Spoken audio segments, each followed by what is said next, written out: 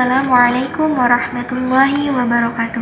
Sebelumnya, izin memperkenalkan diri Bu, nama saya Nadia Afrika dengan NPM 2313 023557. Di sini Nadia akan mempresentasikan tentang materi kimia kelas 10, yaitu awalan atau dasar-dasar dari kimia kelas 10, pengenalan tentang IPA, kimia, struktur materi, atom, molekul, dan ion. Pernah nggak sih kita memikirkan hal-hal sederhana dalam kehidupan kita, seperti mata kita yang melihat, lalu kita melihat pohon-pohon yang ada di sekitar kita, pohon-pohon yang hijau, kita bisa merasakan banyaknya rasa-rasa yang ada di dunia. Seperti yang kita tahu, pohon yang hijau dapat melakukan fotosintesis, di mana dapat merubah karbon dioksida menjadi tepung makanan bagi tumbuhan. Nah, di dunia ini tidak akan ada suatu kejadian yang terjadi tanpa adanya suatu reaksi kimia. Nah, jadi ilmu kimia ini sangat menyangkut proses yang terjadi dalam kehidupan kita sehari-hari. Kata pepatah, tak kenal maka tak sayang. Yuk kita kenalan, apa sih kira-kira ilmu kimia itu? Oke teman-teman, jadi ruang lingkup kimia ini kita mungkin pernah dari sekolah dasar udah pernah dengar nih, apa sih IPA? Ilmu yang mempelajari alam semesta atau ilmu pengetahuan alam, natural science. Nah, ilmu kimia ini salah satu cabang di antara ilmu-ilmu IPA, seperti ada kimia, fisika, lalu biologi, di mana perbedaan tersebut untuk mempermudahkan pemahaman kita atas kejadian-kejadian yang ada di alam raya. Nah, tapi di sini kita fokus ke ilmu kimia. Ilmu kimia. Nah, di sini kita akan jelasin apa sih ilmu kimia itu. Nah, ilmu kimia ini merupakan pemahaman atau rekayasa materi. Nah, kira-kira apa sih rekayasa materi itu? Oke, jadi rekayasa materi itu mengubah suatu materi menjadi materi yang lain. Jadi, ilmu kimia ini adalah ilmu yang mempelajari tentang susunan, struktur, sifat, perubahan materi, serta energi yang menyertai perubahan tersebut. Dalam ilmu kimia ini ada susunan materi dan ada struktur materi. Nah, susunan materi ini contohnya, kita pasti tahu alkohol, di mana alkohol itu dapat mudah sekali terbakar. Sedangkan air ini justru mematikan api. Dalam ilmu kimia, air dan alkohol ini digolongkan sebagai senyawa, yaitu perpaduan dari dua jenis unsur atau lebih dengan komponen sisi tertentu.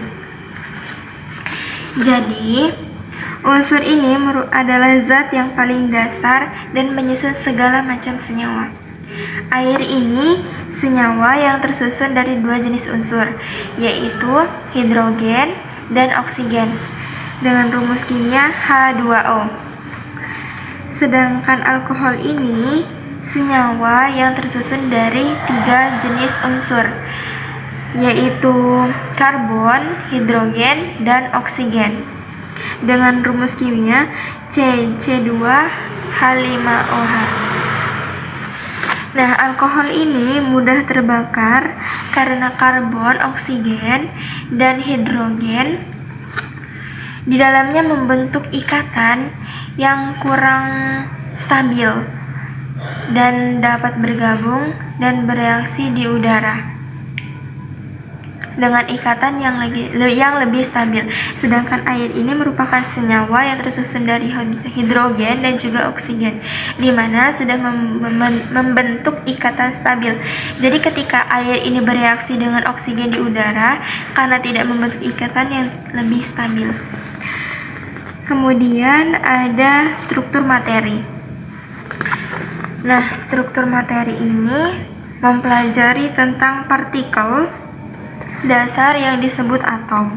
Nah, atom ini ada atom sejenis dan atom berikatan, di mana atom ini bergabung membentuk molekul.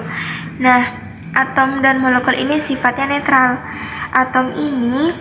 Kumpulan atom ini yang bermuatan listrik itu disebut ion.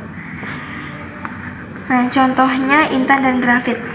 Intan dan grafit ini atom dari karbon, tapi keduanya berbeda karena kalau intan itu materi yang mempunyai kekerasan paling tinggi sehingga bisa dipakai untuk dijadikan pisau, memotong kaca.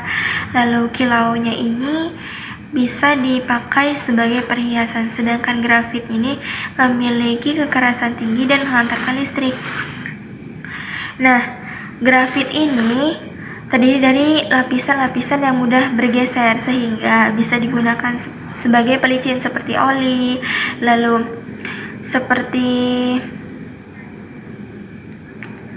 ilmu kimia ini juga mempelajari sifat materi. Nah, sifat atau zat materi ini mempunyai sifat khas yang membedakan dari zat lainnya.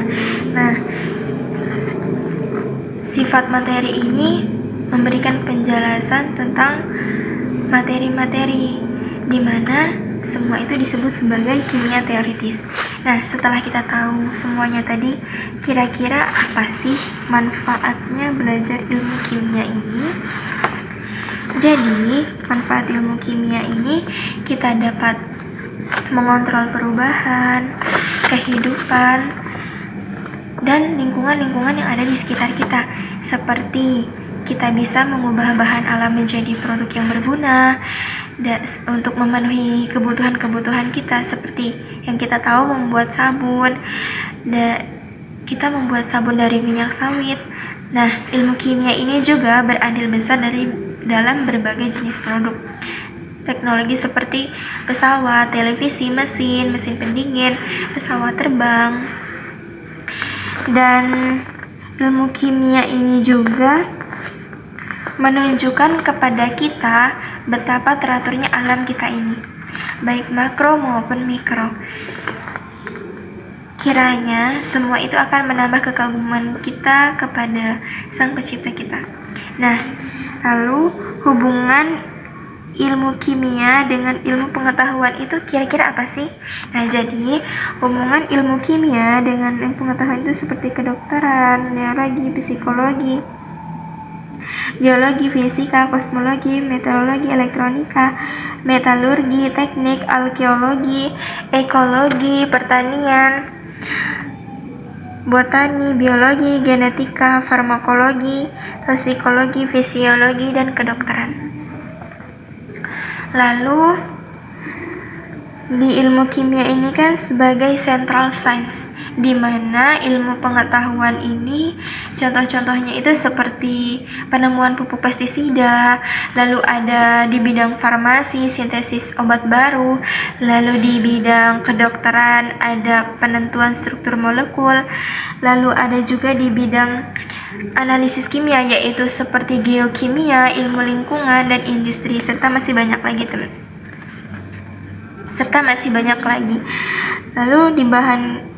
Lalu bahan kimia ini ada yang berbahaya dan ada yang tidak berbahaya dan harus ditangani secara tepat. Tapi tidak ada zat kimia yang 100% aman. Bahkan garam dapur yang selalu ada dalam makanan kita sehari-hari dapat menimbulkan masalah jika kita mengkonsumsinya secara berlebihan. Lalu ada kafein yang ada di kopi, teh, atau coklat, itu dapat merangsang sistem syaraf. Dosis tunggal sebanyak 5 gram akan berakibat fatal atau mematikan bagi tubuh kita. Seperti di rumah tangga ada pemutih pakaian, ada pembersih lantai, atau bahkan pestisida, dan lain-lain masih banyak. Setelah kita memahami semuanya tadi, pasti kita bertanya-tanya, perkembangan ilmu kimia itu kapan sih? Jadi, perkembangan ilmu kimia ini terjadi pada tahun 350 sebelum Masehi. Peradaban Mesir kuno mempraktikkan reaksi kimia di mana membuat anggur, mengawetkan mayat, dan mengelola beberapa logam seperti tembaga dan timah. Lalu abad ke-4 sebelum Masehi, Yunani bernama Demokritus mengatakan bahwa materi bersifat diskontinu, terdiri dari partikel kecil yang disebut atom.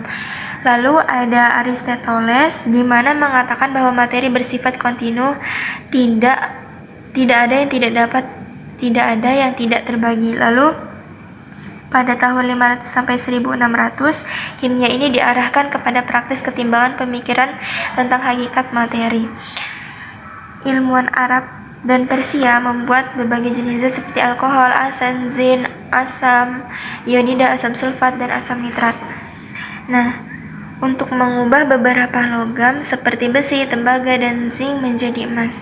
Nah, nama ilmuwan yang menemukan perubahan materi itu bernama Jabir bin Hayyan.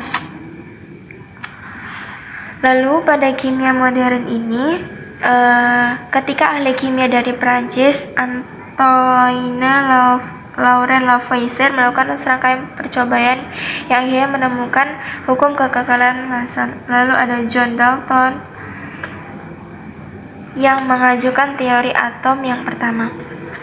Lalu di sini ada pengantar ke laboratorium kimia. Baru kita ketahui bahwa zat kimia ini bersifat racun dan mudah terbakar. Maka dari itu kita harus berhati-hati ketika berada di laboratorium, harus memakai alat seperti kita harus mempersiapkan, lalu kita harus keselamatan di laboratorium. Lalu di gambar ini ada beberapa alat dan penggunaannya.